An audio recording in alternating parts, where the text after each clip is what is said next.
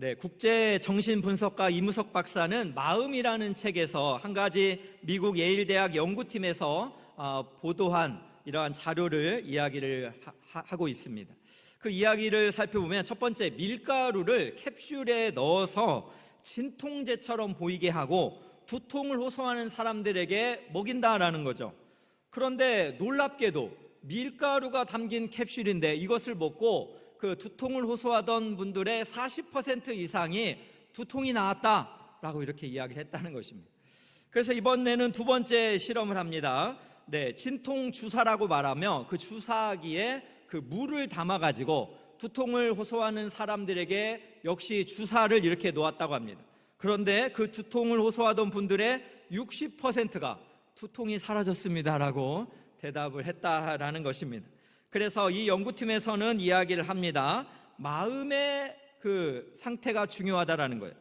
밀가루를 담은 캡슐, 맹물을 담은 주사기, 이런 것을 그냥 먹고 맞았을 뿐인데 두통이 사라졌다라고 이야기를 하는 거 보면 마음이 얼마나 인생에서 중요한 부분인지를 나타낸다라고 합니다. 그래서 마음이 예스를 했기 때문에 뇌도 따라서 예스를 한 것이다 라고 이렇게 이야기를 했습니다.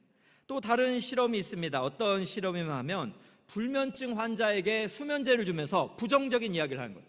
이 수면제를 먹으면 밤에 잠이 안 올 수도 있습니다 라고 이렇게 부정적으로 말했어요. 수면제를 먹으면 잠이 와야 되잖아요. 근데 이 수면제는 먹으면 잠이 안 올 수도 있습니다 이렇게 부정적으로 말한 거예요. 그랬더니 많은 사람들이 실제로 그 수면제를 먹고도 잠을 정말 이루지 못하는 그런 일들이 이루어졌다고 합니다. 그래서 말합니다. 마음이 노했기 때문에 뇌도 따라서 노했다라는 것입니다. 여러분, 지금 참 마음이 중요하다라는 이야기를 계속해서 하고 싶습니다.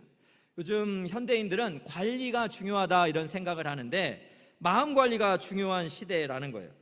인생에서 인맥 관리, 재정 관리, 인사 관리, 건강 관리, 시간 관리 다 중요합니다. 그러나 인생은 마음 먹기에 달렸다라는 이러한 말처럼 마음 관리가 가장 중요하다라는 것입니다. 그래서 이무석 박사는 그의 책에서 이런 말을 합니다. 우리의 현실을 보이지 않는 마음이 좌우한다. 우리의 현실이라는 것은 보이지 않는 마음이 좌우한다라는 것입니다. 그래서 어떤 목사님은 이 마음이라는 것을 선박의 키라고 이렇게 비유를 했습니다. 여러분, 고층 높이의 배를 움직이는 것은 보이지 않는 작은 키 아닙니까? 역시 우리의 인생도 우리의 인생을 중요한 부분을 결정하는 것은 마음에 달려있다라는 것입니다. 그래서 여러분, 성경에서도 살펴보면 잠언 4장 23절에 이렇게 말합니다. 모든 지킬 만한 것 중에 더욱내 마음을 지키라. 생명의 근원이 이에서 남이니라. 마음이 중요하다는 거예요. 마음을 잘 지키는 것이 인생의 좋은 열매를 맺을 수 있다라는 것입니다. 그렇다면 여러분 어떻습니까? 마음을 잘 관리하고 계십니까? 마음의 정원을 아름답게 여러분 가꾸어 가고 계십니까? 성경을 살펴보면 마음을 참 잘 관리한 분이 있다라는 생각이 듭니다. 저는 다윗이라는 생각이 많이 들어요.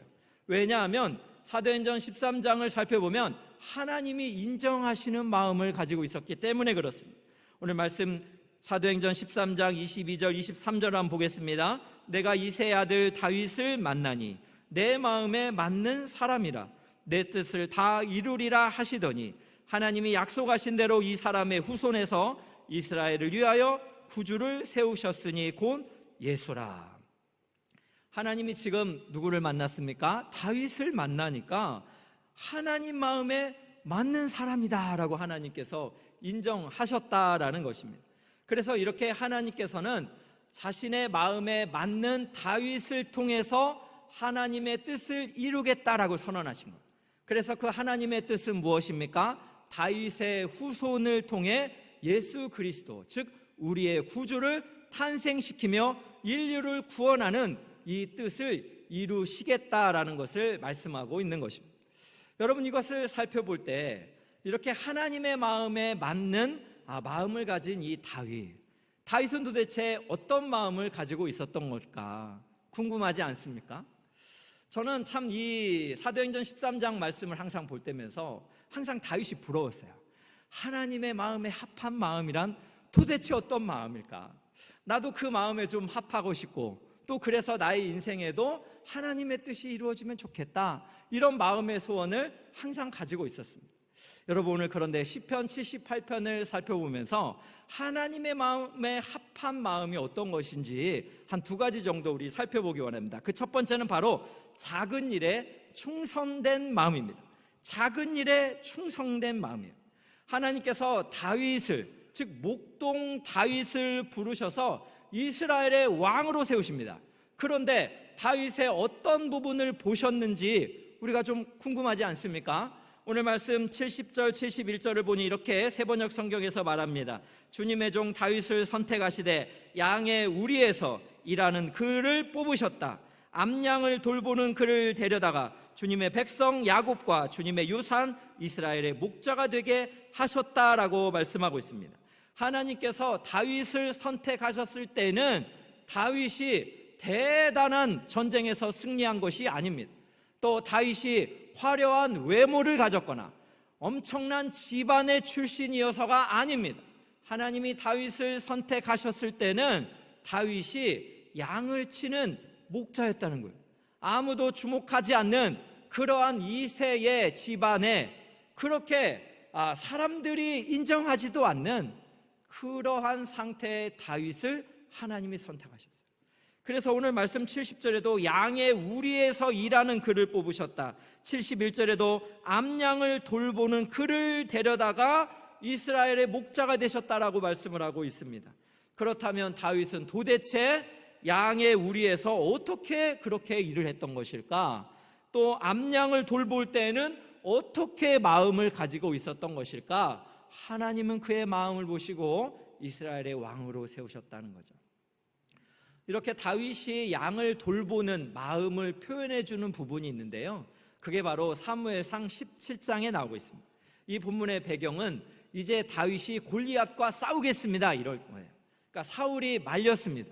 그때 다윗이 양을 어떻게 돌봤는지를 설명해 주고 있어요. 사무엘상 17장 34절 35절입니다.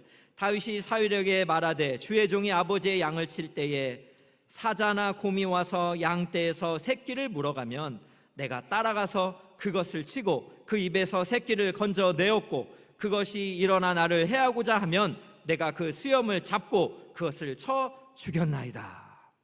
다윗이 지금 양을 어떻게 쳤다고 합니까? 그냥 막 대충대충 설렁설렁 마음에 내키는 대로 그냥 눈 가리면서 섬겼다고 이야기합니까? 그렇지 않습니다.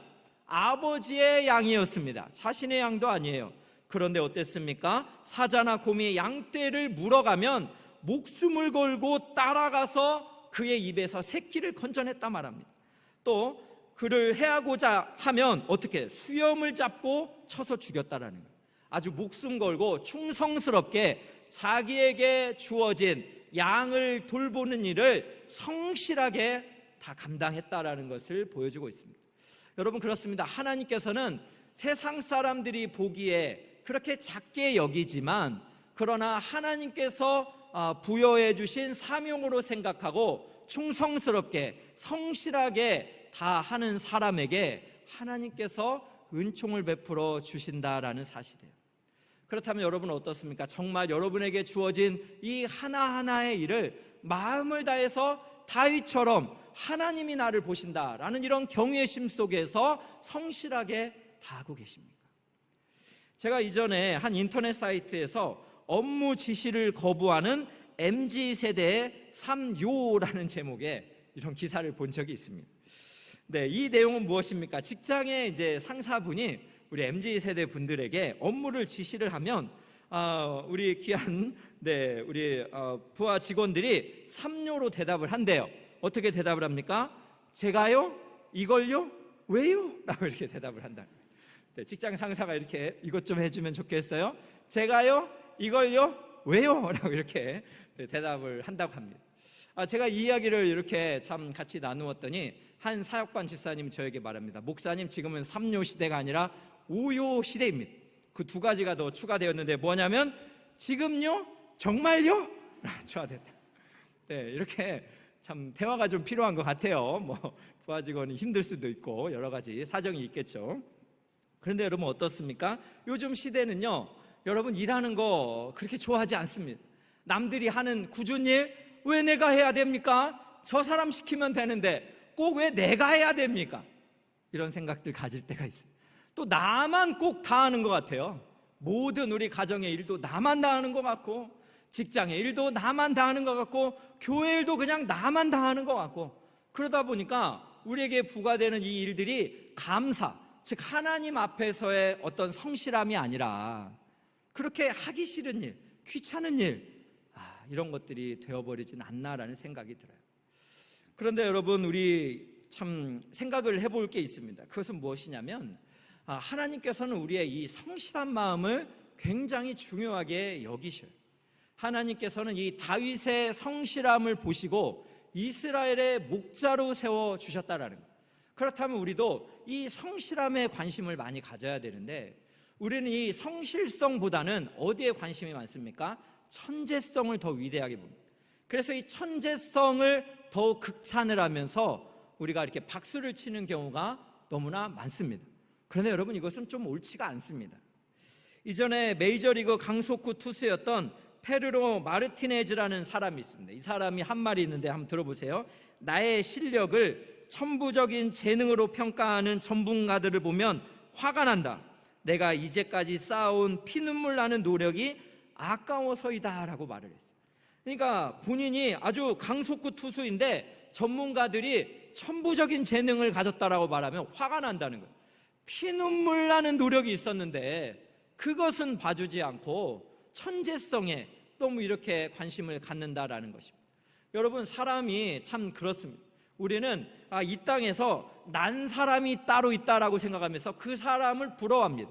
그러나 여러분, 난 사람도 있지만 그렇게 보이지만 사실은 대부분은 난 사람이 아니라 된 사람이라는 거예요. 우리가 보이지 않는 과정 속에서 얼마나 피눈물 나는 노력이 많았는지, 우리는 결과만 바라보면서 부러워하면서 천재적인 타고남에 대해서 우리가 많이 생각을 하지만, 사람은 사실 그 인생을 잘 그 과정을 되돌아보면 얼마나 피눈물 나는 노력과 또 자기에게 주어진 일에 하나하나 충성을 다한 결과라는 것을 여러분, 우리가 생각을 해볼 수가 있습니다. 여러분, 지난주에 참 우리 창립 2주년을 우리가 감사하면서 박상미 교수님이 오셨습니다. 3부 예배 때 이렇게 말씀을 전해주셨는데 참 감동을 많이 받았어요. 왜냐하면 박상미 교수님께서 이미 책을 여러 권을 내셨고 또 이미 매스컴을 통해 유명해졌습니다. 그리고 외국에서 학위도 받고 너무나 바쁜 삶을 살아가고 있어요. 그런데 귀한 교수님과 대화를 나눴는데, 지금도 이 교수님은 이 땅에서 정말 교도소의 재소자들, 또 소년원의 아이들, 보육원과 미혼모 등을 이 땅에서 소외된 사람들을 섬기는 일에 열정을 다하고 있습니다. 그래서 이분이 다니는 교회도 하남에 있는 이 교도소의 출소자들이 다니는 그런 작은 교회를 섬기고 있어요.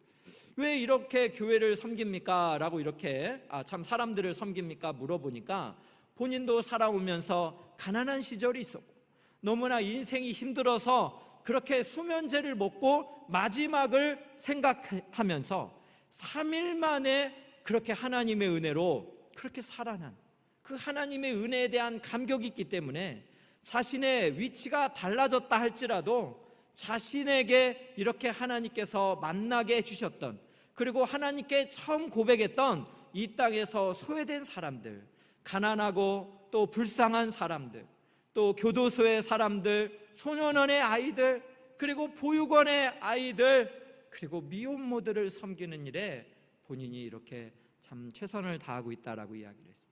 본인도 얼마나 힘들었으면 공개적으로 말합니다. 하나님, 나 이제 그만하고 싶어요. 하나님, 나 정말 힘들어서 못하겠어요. 라는 이런 말들을 하나님 앞에 한다는 거예요. 그럼에도 불구하고 또 저를 만나니까 얼마나 또 가슴이 뛰셨는지 저에게 막 사람도 소개시켜주면서 소외된 이웃을 돌보는 참 그런 교회가 되면 좋겠다, 이런 말을 했어요. 제가 이 말을 듣는데 얼마나 감동이 됐는지 모릅니다. 창립 2주년 감사 예배 때 하나님께서 귀한 교수님을 우리 교회에 보내시고 우리가 화려함이나 너무 주목받는 일에 애쓰기보다 정말 교수님처럼 작은 일에 충성하면서 이 땅에 소외된 사람들의, 강도 만난 자들의 이웃이 되어줄 수 있으면 좋겠다. 이것이 엘사랑교회가 처음에 가졌던 한 사람을 소중히 여기겠다는 그 마음인데, 하나님이 귀한 또 교수님을 통해 다시금 우리를 일깨워 주시는구나.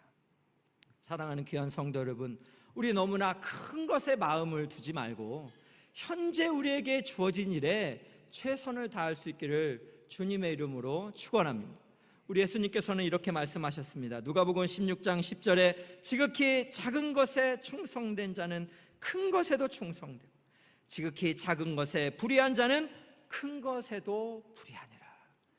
우리가 섬기는 이 작은 것에 충성될 때 하나님께서 우리에게 맡겨주신다. 그렇기 때문에 여러분, 현재 우리의 이 하나님께서 주시는 이 과업은 우리의 미래와 매우 직결되어 있습니다. 우리는 때로 생각합니다. 나에게 그 큰 일이 참 발생하면 내가 최선을 다할 겁니다. 이런 생각은 착각입니다. 그렇지 않습니다. 하나님이 보시는 것은 현재 내가 섬기고 있는 이 사람들이 보기에 양을 치는 것 같은 작은 일입니다. 이 작은 일에 우리가 다윗처럼 충성을 다하면 하나님께서 이것을 보시고 다윗을 이스라엘의 왕으로 세우신 것처럼 우리의 이 현재를 보시고 미래의 일들을 맡겨주시며 하나님의 뜻을 이루어 가신다라는 것입니다. 여러분, 이것을 생각할 때 우리가 가정에서 어떻게 해야 됩니까? 우리 사랑하는 우리 주부님들께서 또 사랑하는 남편분과 자녀들을 위해서 밥을 지어주고 청소를 하고 또 여러 가지 필요를 채워주는 그러한 섬김이 있습니다. 하찮지가 않습니다. 그 현재의 일에 사명감 있게 충성을 다할 때 하나님께서 귀한 우리의 주부님의 섬김을 통해서 하나님이 가정을 살리고 또 가족들에게 그러한 새로운 은혜를 열어주신다라는 것입니다. 교회는 어떻습니까? 교회 안에서 우리가 섬기며 또 함께 해야 될 작은 일들이 있습니다. 여러분, 참 그거 아세요?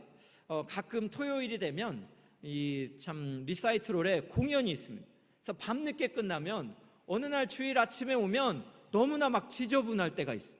그러나 우리 사랑하는 성도님들께서 여러분들이 예배를 정말 쾌적한 환경 속에서 하나님께 드리기를 원하면서 보이지 않게 쓰레기를 채우고 또 화장실을 청소하고 또 엘카페를 이렇게 준비하고 이런 일들을 다 감당하십니다.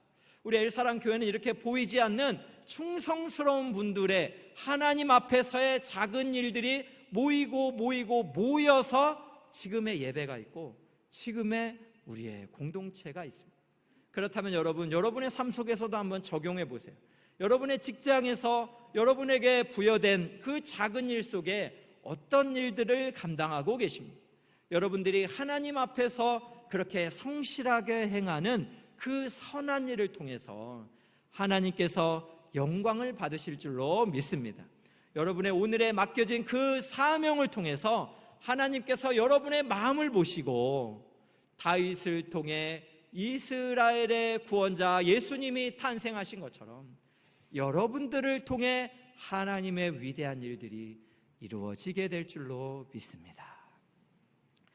두 번째로 여러분, 우리가 한 가지 더 살펴보기 원하는 것은 하나님의 마음에 합한 마음이란 한결같은 마음입니다. 한결같은 마음. 여러분, 탈보 신학교의 조직 신학 교수인 사디어스 윌리엄스는 그의 책에서 이런 표현을 합니다. 이 시대는 자아 숭배교에 빠져 있는 것과 같다.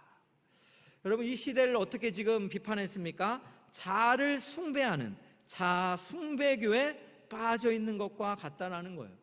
그래서 내가 자아 숭배교에 빠져 있는지를 어떻게 알 수 있는가? 그가 여러 가지 또 생각을 제안을 했는데요. 한번 생각해 보세요. 이런 생각의 사람이라 합니다. 첫 번째는 내가 행복하면 됩니다. 즉 내가 행복하면 된다는 생각을 가진 사람.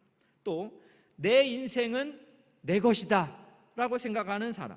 또 인생은 한 번뿐이니 무제한의 경험 욕구를 충족하라 라고 생각하는 사람들입니다. 또 네 번째는 답은 내면에 있다. 내 안에서 답을 찾는 거죠. 다섯 번째는 내 마음을 따른다라는 것입니다. 여섯 번째는 나에게 충실할 뿐이다 라고 이렇게 이야기합니다. 자아 숭배교라는 것은 무엇이에요? 나를 위한 삶이에요. 나의 행복, 나의 인생, 또 나의 그 행복을 위해 경험을 다 즐기고, 답은 내 안에 있고 내 마음 가는 대로 살아가라, 나를 충실히 따르라. 이게 바로 자아를 숭배하는 요즘의 시대다라는 거죠. 여러분, 이것을 부인할 수 없는 게 무엇입니까? 욜로족이라고 하잖아요. 우리가 욜로족의 말이 무엇이에요? 한 번뿐인 인생 즐기며 살자라는 의미 아닙니까? 얼핏 보면 굉장히 좋아 보이지만 사실은 그 뿌리는 내 인생의 주인은 나기 때문에 내 마음 가는 대로 한 번뿐인 인생 즐기자, 이런 말 아닙니까? 그런데 여러분, 참 마음을 따른다는 거 참 어리석다라는 생각이 듭니다. 여러분, 사람의 마음이 얼마나 변덕이 심합니까? 사람의 마음이 얼마나 우둔합니까? 사람의 마음이 얼마나 편향되어져 있습니까? 여러분, 사람의 마음이 얼마나 나누어져 있습니까? 사람의 마음은 타락했습니다. 창세기 3장의 아담의 후손은 이렇게 마음 자체가 타락했기 때문에 우리가 참 어려서부터 죄를 가르쳐 주지 않아도 우리는 타락한 본성을 가지고 살아갑니다. 그렇기 때문에 여러분, 마음을 따라 산다는 것, 그것은 누군가 지옥으로 가는 길은 가르쳐 주지 않아도 된다라는 말처럼 마음을 따라 산다는 것은 결국 하나님을 떠나는 어리석은 결과를 만들어낼 것이다라는 말씀입니다. 여러분, 이것을 생각을 해볼 때 성경을 보면서 자신의 마음을 따라서 살았던 자아 숭배교의 대표적인 사람이 있다면 저는 사울 왕이다 하는 생각이 들어요. 사울 왕은 어땠습니까? 처음에는요, 이렇게 기름 부음 받았을 때는 굉장히 겸손해요. 스스로 겸비하였다 이렇게 말해요. 그러나 왕이 되었을 때는 어떻습니까? 하나님보다 자기가 왕이 되고 싶었어요. 그래서 하나님 말씀을 거역합니다. 그래서 사무엘 대신에 제사를 자기가 드리고, 또 아말렉의 그러한 모든 짐승을 제거하라 했는데 제사 드리려고 남겨놨습니다, 이런 변명하면서 순종하지 않습니다. 그리고 또 사무엘이 사울의 왕위가 패할 것이다 이런 선언을 들었을 때 사무엘을 붙잡습니다. 붙잡는 이유가 또 웃겨요. 나의 그 명예를 위해서 나랑 같이 가달라. 여전히 사울은 머리부터 발끝까지 자신의 인생의 주인이 자신이고 이스라엘의 왕위는 자신의 손으로 지켜야 된다, 이런 생각을 가지고 있었습니다. 그래서 하나님께서 이 사울로 인하여서 마음에 상처를 입으셨습니다. 후회를 당하셨습니다. 그래서 하나님께서는 이제 하나님의 마음에 합한 사람 다윗을 만나니 그를 통해 하나님의 왕위를 이어가십니다. 그렇다면 여러분, 시편 오늘 78편 72절에 다윗은 왕이 되었을 때 어떤 마음을 가졌을까? 여러분, 우리가 한번 보겠습니다. 72절입니다. 이에 그가 그들을 자기 마음의 완전함으로 기르고 그의 손에 능숙함으로 그를 지도하였도다. 하나님이 다윗을 왕으로 세우니 그가 이스라엘 백성을 마음의 완전함으로 기르고 손에 능숙함으로 지도했다라는 것입니다. 다윗은 마음의 완전함이 있었습니다. 이 마음의 완전함이라는 게 어떤 걸까? 부럽죠? 여러분, 새번역 성경을 이렇게 잘 번역을 봤더니 이렇게 표현했습니다. 그는 한결같은 마음으로 그들을 기르고 슬기로운 손길로 그들을 인도하였다라고 말씀합니다. 한결같은 마음이었다라는 것입니다.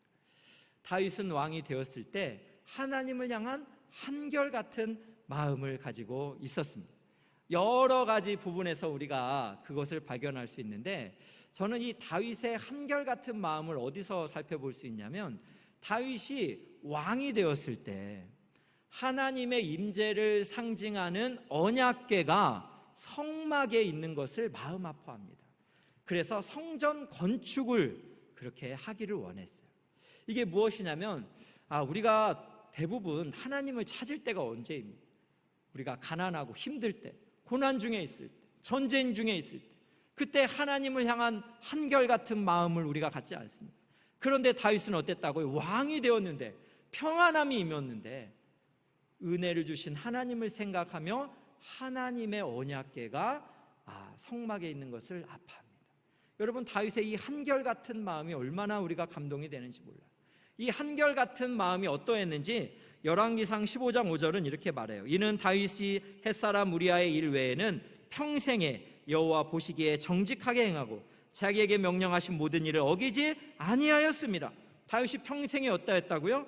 여호와 보시기에 정직하게 행하고 자기에게 명령하신 모든 일을 어기지 아니하였다라는 것이에요. 한결같은 마음으로 하나님 앞에 그렇게 마음을 들여 살았다라는 것입니다. 그런데 딱 하나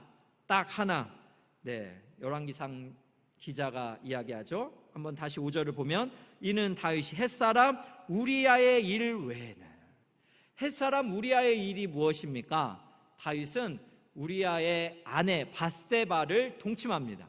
그러면서 이 죄를 가리려고 우리아를 전쟁의 최전방에 보내면서 죽이게 되죠. 모두를 속였다라고 생각했지만 하나님을 속일 수는 없었습니다. 그래서 하나님께서는 나단 선지자를 통해서 다윗의 이 죄를 지적합니다. 그때 다윗이 회개를 합니다. 아까 우리가 사울과 다윗을 비교를 하면 사울 왕은 사무엘이 죄를 지적했을 때 회개하지 않고 오히려 자신을 위하여 사무엘이 함께 가주기를 원합니다. 그러나 다윗은 어떻습니까? 나단 선지자가 죄를 지적했을 때 하나님께 참여를 해요. 그 참여하는 내용이 시편 51편입니다. 세번역 성경으로 보겠습니다. 하나님, 내 속에 깨끗한 마음을 창조하여 주시고 내 속을 견고한 심령으로 새롭게 하여 주십시오. 주님 앞에서 나를 쫓아내지 마시며 주님의 성령을 나에게 거두어 가지 말아 주십시오. 다윗은 어땠습니까? 지금 하나님께서 자신의 죄를 지적했을 때, 자신의 이 한결같았던 마음이 뒤틀어졌을 때 하나님 앞에 참회하는 거예요.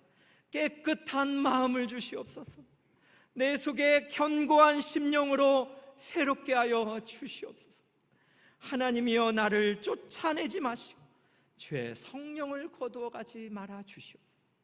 다윗은 이렇게 흐트렀던 마음이, 그렇게 나누어졌던 마음이 다시 주님 앞에 진실하게 온전하게 그렇게 회복되기를 원하였습니다. 하나님께서는 이 다윗의 이 회개를 긍휼히 여기시고 다윗을 그렇게 하나님 앞에서 용서를 해주십니다. 여러분, 우리가 이 본문을 잘 살펴보면서 한결같은 마음이라는 것은 어떤 것일까요? 죄를 짓지 않는 마음이 아닙니다. 우리는 이 땅에서 육체를 가지고 살아가기 때문에 완전함을 이룰 수가 없습니다. 우리는 이 땅에서 거룩한 성화의 과정을 계속해서 걸어가고 있기 때문에 우리도 죄를 지을 수 있어요. 그렇다면 성경이 말하는 한결같은 마음이라면 죄를 지었을 때에 하나님 앞에 돌이키는 마음인 줄로 믿으시기를 축복합니다. 이렇게 다윗이 하나님 앞에 돌이켰을 때 사도행전 13장은 이 다윗을 향하여서 하나님의 마음에 합한 사람이다라고 인정을 해주셨어요. 그렇기 때문에 사랑하는 귀한 성도 여러분, 오늘 한결같았던 하나님의 마음에서 뒤틀린 분이 있다면 하나님, 나의 마음을 새롭게 하시고 내 안에 정직한 영을 주시옵소서. 이렇게 하나님께 기도하는 여러분 모두가 되시기를 주님의 이름으로 축복합니다. 저는 이 사무엘하 12장 말씀을 보면서 참 위로를 받아요. 왜냐하면 여러분, 이렇게 다윗이 회개를 했을 때 하나님은 어떻게 합니까? 다윗이 밧세바와 동침했던 낳았던 이 아이가 있습니다. 하나님께서 나단 선지자를 통해서 이 아이가 죽을 것이다 말씀을 하세요. 그래서 이 아이가 병이 들어버렸습니다. 그때 다윗이 어떻게 합니까? 하나님께 금식하며 기도해요. 하나님, 이 아이를 살려주십시오. 하나님, 나를 불쌍히 여기서 이 아이를 구원해 주십시오. 이렇게 기도했는데 결국 하나님께서는 죄의 결과로 이 아이를 죽이십니다. 그때 다윗이 어떻게 합니까? 다윗이 하나님의 전에 들어가서 여호와를 경배해요. 그때 참 그와 함께였던 종들이 묻습니다. 아니, 어떻게 아이가 살았을 때는 금식하며 기도했는데 아이가 죽었는데 그렇게 하나님의 전에서 예배합니까?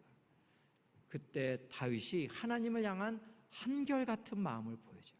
살았을 때는 하나님께서 나를 불쌍히 여기셔서 혹시 아이를 구원해 줄까 기도했던 것이고, 이제는 하나님께서 아이를 죽이는 심판을 하셨으니 이제는 아이가 내게 올 수 없고 내가 아이에게 가는 길밖에 없다. 그러면서 하나님을 예배하는 그런 다윗의 모습을 보게 됩니다. 사랑하는 귀한 성도 여러분, 하나님 앞에서 한결같은 마음이 있으세요? 어떠한 기도의 많은 결과 가운데 때로는 우리가 원했던 결과가 아니어서 마음이 힘든 우리 성도님들 있습니까? 오늘 하나님의 하나님 되심을 인정하고 하나님 앞에서 그렇게 겸손하게 온전함을 회복하는 기도를 드린다면 하나님께서 여러분의 마음을 새롭게 하시고 여러분의 마음에 은혜를 베풀어 주실 줄로 믿습니다. 여러분, 이런 마음을 우리가 가지고 살아가야 됩니다. 그런데 여러분, 실제는 어떻습니까? 이런 마음을 가지고 살아가는 게 쉽지가 않아요. 이 시대는 너무나 세속주의가 되어 있고 인생을 살아가기에는 우리도 너무 힘겨운 일들이 많이 있기 때문에 그렇습니다. 그러나 여러분, 우리가 절망할 이유가 전혀 없습니다. 왜냐하면 하나님께서 우리에게 답을 주셨어요. 우리의 마음을 잘 다스릴 수 있는 길을 우리에게 허락해 주셨습니다. 그 길이 무엇입니까? 에스겔서 36장 26, 27절입니다. 우리 한번 같이 큰 목소리로 한번 읽겠습니다. 시작.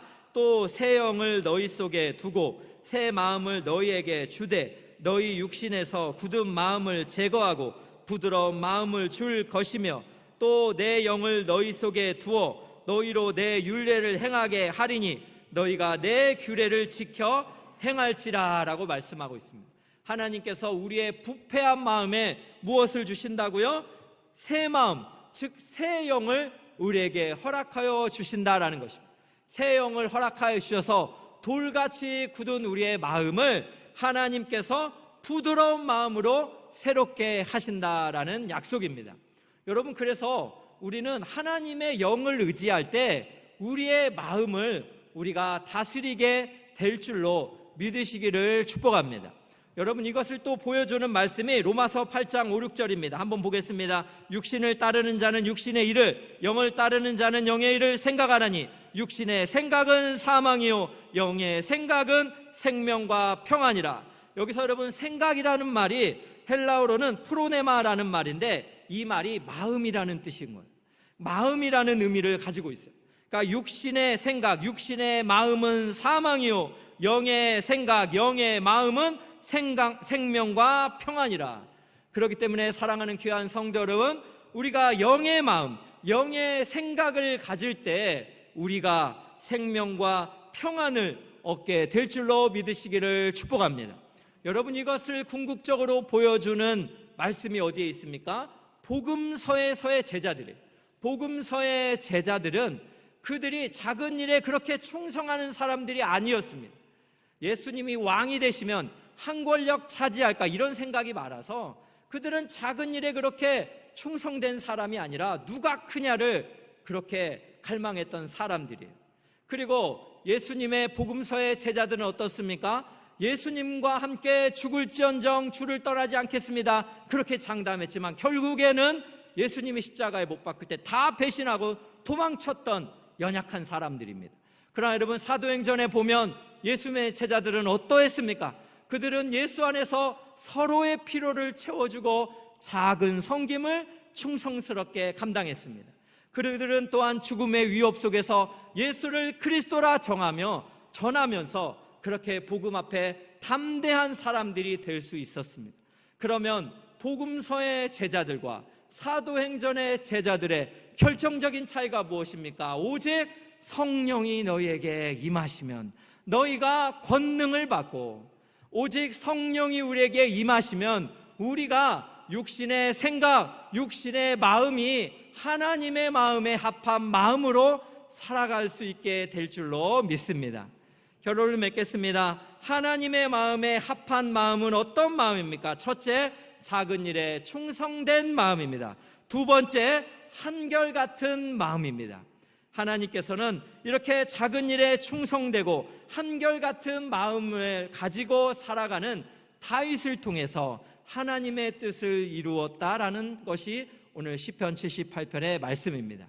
그리고 오늘 에스겔서의 36장의 말씀처럼 우리도 이러한 마음을 유지하기 위해서는 오직 성령의 충만함으로 우리의 마음을 관리할 때 우리도 이 땅에서 하나님의 뜻을 이루게 될 줄로 믿습니다.